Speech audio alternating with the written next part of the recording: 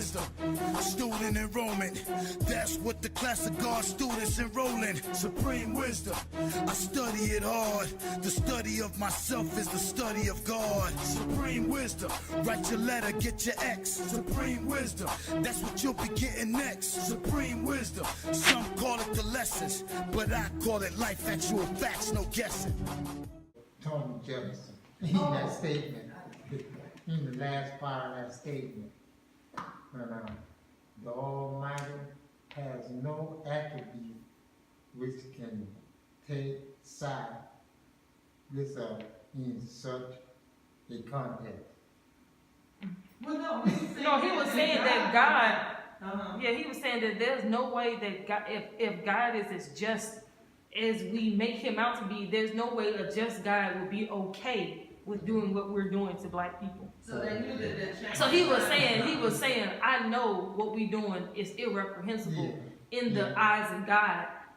You know, so we're really playing a dangerous game. It might seem like, you know, what he basically saying is it might seem like we winning, but at the same time, he said there's no way that if God is real, he'll let this go on forever. So he was like, we should expect, you know, the repercussions. Either them to rise up against us, or you know, God to send a dog on thunderbolt through the house and just kill all. And that's in there. That's in the rest of that, because it's actually longer than that. Where he talks about that eventually he might rise up against us. That's what he's saying. Considering the numbers, he said nature, and natural means only.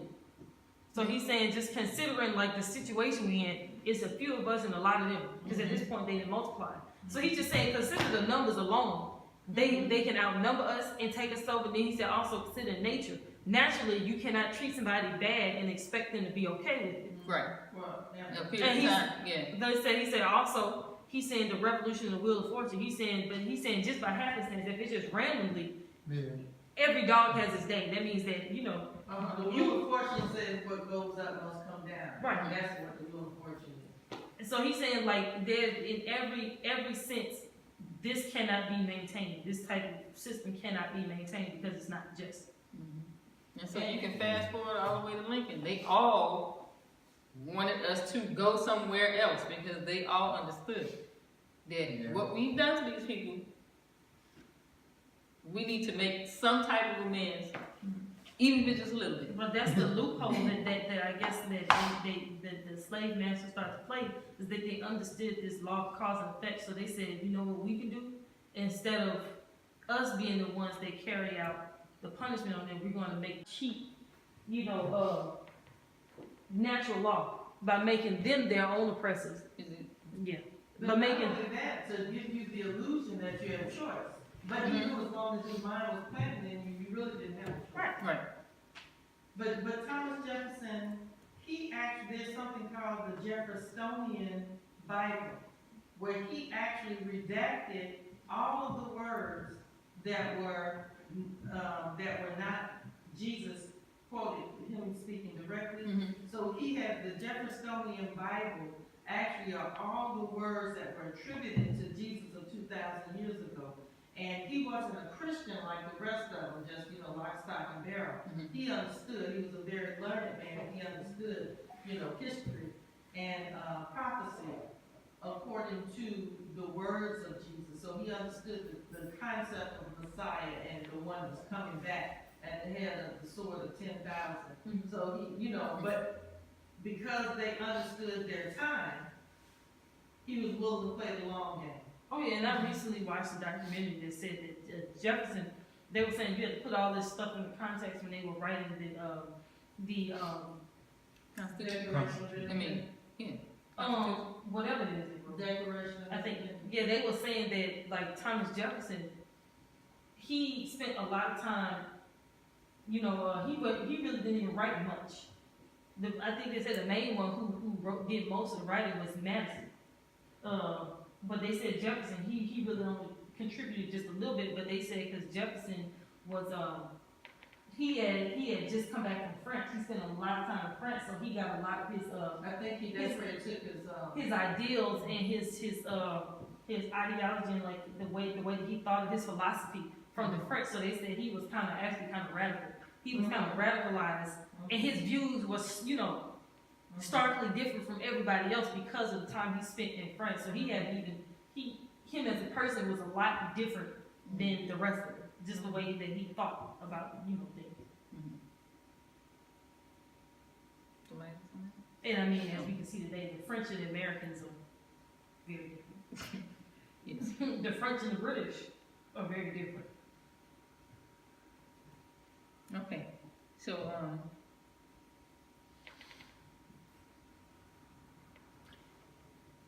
back to the justice or else, well, the Honorable Mr. Louis Farrakhan, just this past weekend, sent a message to Trump. Let us go. He a businessman. So, in that, when we separate, when we gonna separate, is now. So if we go to the back of the phone call, what the Muslims believe. On point number 9, the Most Honorable Elijah Muhammad said, "We believe that the offer of integration is hypocritical and is made by those who are trying to deceive the black people into believing that their 400-year-old open enemy of freedom, justice, and equality are, all of a sudden, their friends.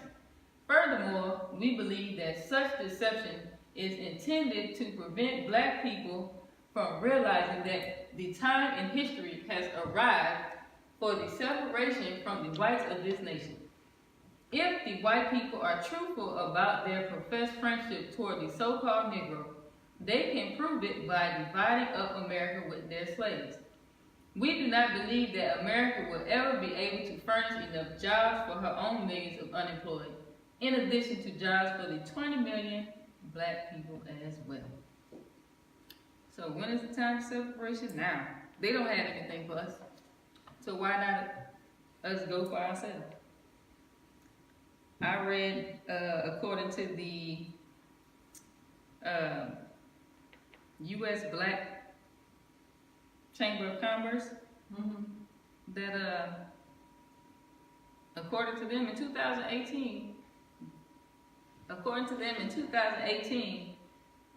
we have over 2 million black businesses. 2 million. 2 million. How many businesses compared to how many? What's the percentage? They said? I didn't read that. Okay. So we had 2 million, and we ranking in You terms said of 10 or 2? 2. Two. And as well, I couldn't find the specific number as of 2018, but we are bringing in over $1 trillion of spending power. So we have the means to go for ourselves. And the Honorable Mr. Louis Farrakhan is demanding justice. And if not, let us go. Go for ourselves. And the Honorable Mr. Elijah Muhammad said that we have enough educated black men and women in this government to start a government big enough to take care of the whole world. There is not an earth offered to us and integrated. How can we and our children build an independent nation on this earth without some of it that we can call our own? How can we do that? He said, I mean, I feel like the answer is pretty obvious the way he puts it, but for all of those who would like to say, why do you want to do something for yourself? I would ask, why not? Why not? What is so messed up in your head, in your brain? Like the physical matter of your brain that you feel that it is wrong for you to want something for yourself and want something for people that look like you. Every other people have something for themselves. That's a good question. Because I already know that some, people will say, that's hate teaching. Why do you have to try to Reverse racism. Separate? We should all be together. No, we shouldn't. And then if you say, why would you say that? Because for 400 plus years in this country, we have been put at, and has remained at the bottom of the totem pole, the world across. Yeah. So my answer is, as a people, we might have a few people, we might have LeBron James, Kanye West, Oprah, even Barack Obama. But as a people, we have remained on the bottom since we've been over here and haven't seemed like we can't get up. So why not just try separation and see how it works out for us? Because obviously what we've been doing for this whole time we've been over here hadn't been working. In a so-called post-racial era. Because they, nowadays they tell children to try everything. Literally, on That's true. Zootopia, they had a song talking about try everything. We already know what that was about. But the thing about it is that if you are okay with, men talking about they want to be a woman, and women talking about they want to be men, or a man thinks, he's a unicorn, why can't we want to separate? Why is that so bad? If we live in the day of everything goes. We started out talking about Sin City. If you're allowed to have a city that's devoted to things that are considered to be sins, why not let us separate to where we can live a righteous life, in peace? I saw you back there. The final call, the edition, volume 38, number 2, dated October 16, 2018. The front says guilty, but what comes next?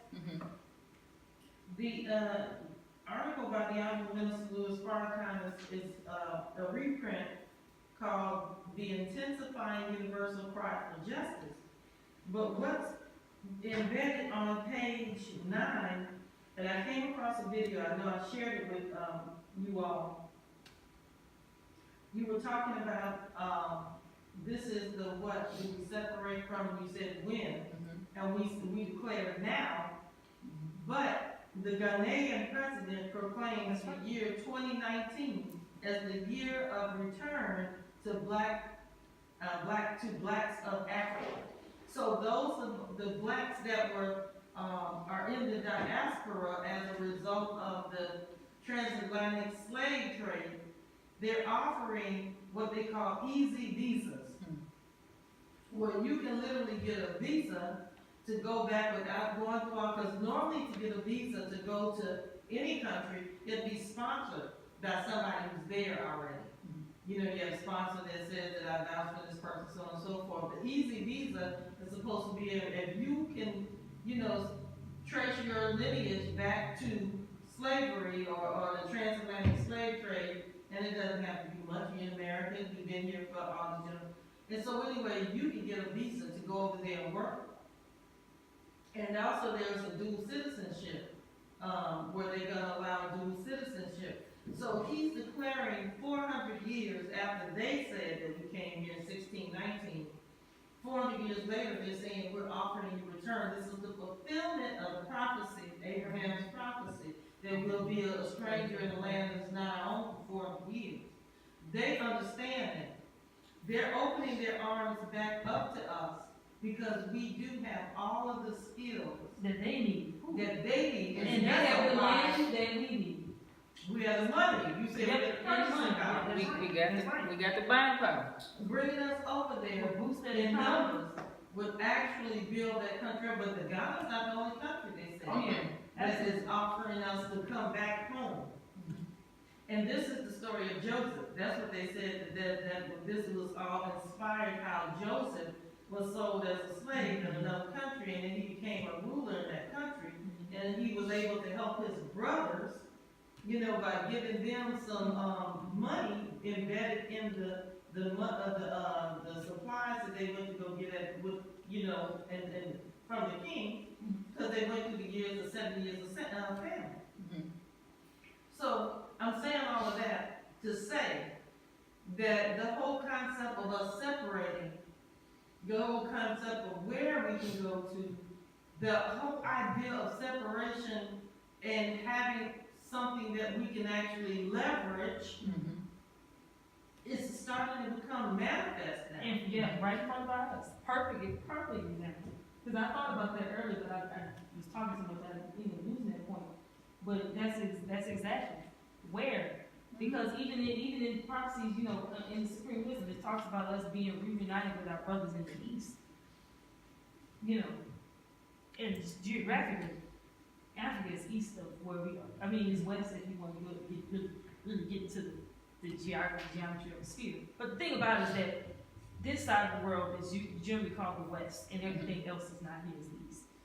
And so, yeah, like she said, it's becoming more and more clear in front of our eyes. All it takes is for us to act on it. It's always really been us that's been linchpin. But I would caution us that we don't want Negroes. And when I say that, I'm talking about a certain mindset. Right. To be in charge of our affairs, and we'll do the same thing as the people, the Monrovians did and are doing. We would export this slave mind and black bodies over there. Right. We will make them work for us because a lot of times, because we were bringing the money, it doesn't take much to live in those countries. We'll have them working in our house, cleaning up for us, having them and stuff, so we can't take the Negro. Exactly. That is Again, so that goes to the what, because next week we're going to deal with the where. But before we can even get to where, the what we got to separate from, so we can't bring that mind to where we going. That's why it's so important what the Most Honorable Elijah Muhammad said, that the Nation of Islam is a re-education center. That's right. A lot of us talk about we want to join on to all of our people. Everybody belongs to the Nation of Islam, but everybody ain't registered. Right. The registration process is just that. It brings you under a process to bring you under a restricted law and begin to start changing your mind. So that whenever we do get our own land, get our own place, we won't take the same mindset with us. That's right. And so that's why it says, the Most Honorable Elijah Muhammad said, the American so-called Negro must be completely re-educated. Completely. Because when we bring this mindset over, this mindset, the enemy don't even have to worry about it. The enemy he can allow himself at this point to literally in skin color go away. Because the mind is here, he can reproduce himself right out of us again. You finished? No. You said no. I said no. Oh, but yeah, it's a good point. And like Brother Malik was saying, it wasn't immediate. This is why it's necessary for this process to be drawn out, because we have to get rid of that mindset. We need time to shake up that mindset. And like Sister Deborah was saying, that and this is also where the education or the re-education comes in. And we have been here saying that we're the re-education center, because even down to the Minister Farrakhan, he keeps telling us, a lot of times we might bring ideas to him because we think they're good ideas, but he keeps telling us he doesn't want them because we keep trying to reproduce the enemy's mind and everything in the way that he does everything. Some of us in the nation will take, study the white man because he's successful, and then we'll end up getting involved in doggone pyramid schemes so we can,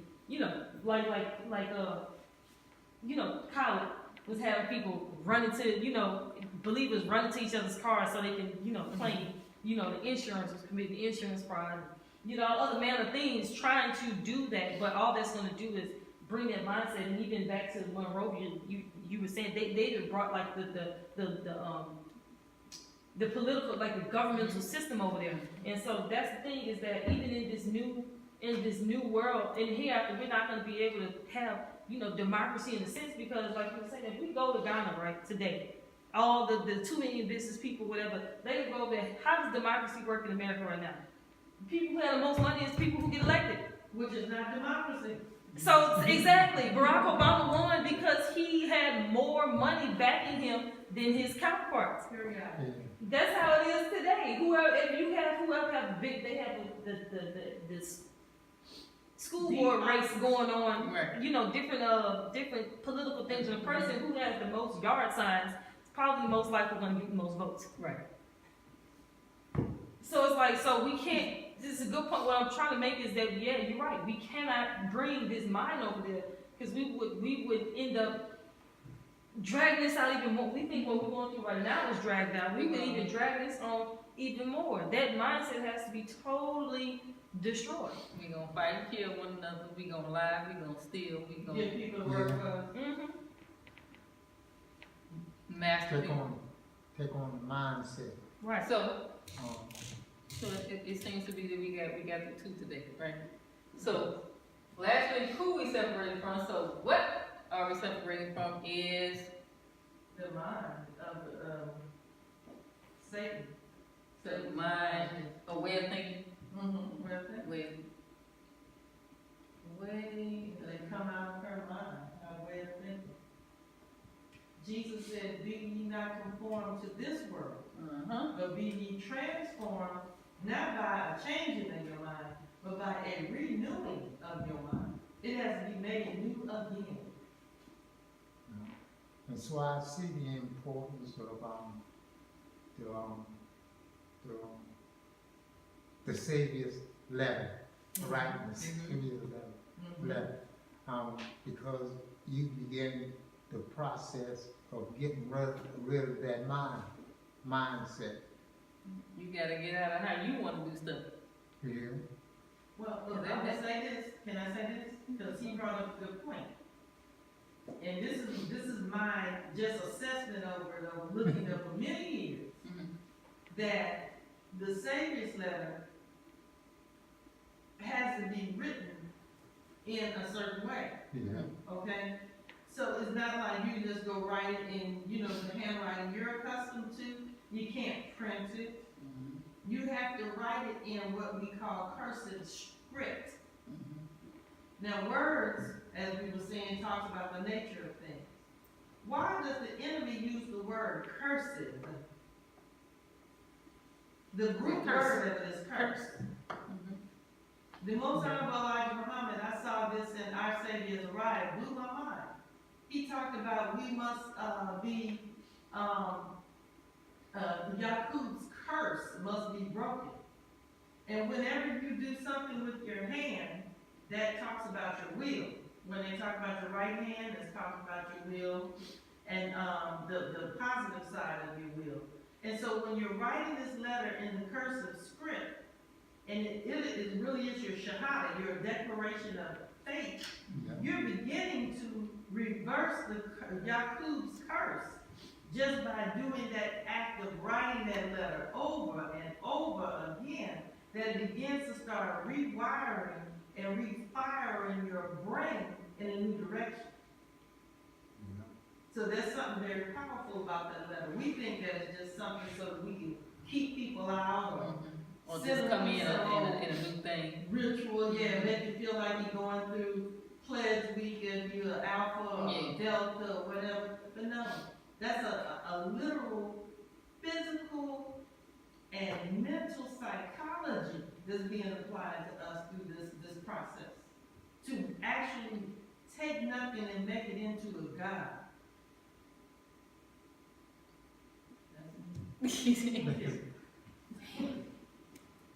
Okay, so when? Now, not now, but right now. And now Some it's all exclamation now. mark. And now been going on Now it's all of that. always. That's the reason Always, because it's a process, right? So it's that I didn't took that step when I first heard the Honorable Elijah Muhammad. Have no regrets. Live life with no regrets. Now is whenever you came in was your time. right. Well, thank you. So I'd like to leave you as I came for you in the greedy words of peace. Assalamu alaikum. Supreme wisdom, some call it the lessons, but I call it life, actual facts, no guessing.